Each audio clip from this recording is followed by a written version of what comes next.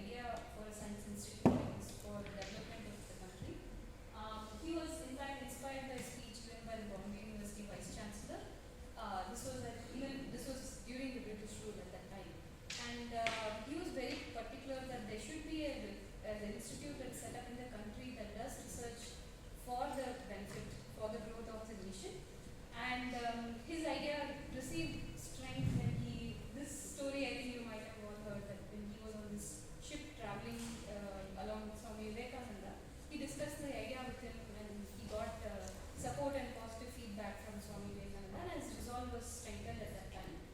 So this one is DLC and since the name starts from Param, so all the data center which has the name suffix Param has been installed under NSM project.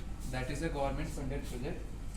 So overall government has invested 45,000 crore for all data center installed under NSM. So this has been installed in January 2022.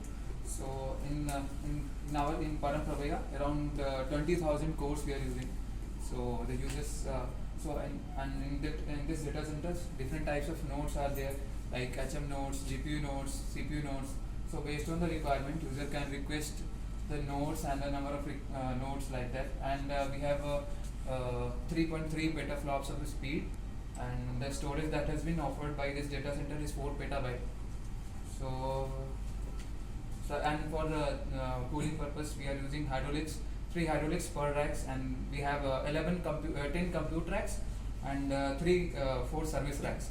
And for service racks, like 11 login nodes, master nodes, firewalls are there for security purposes.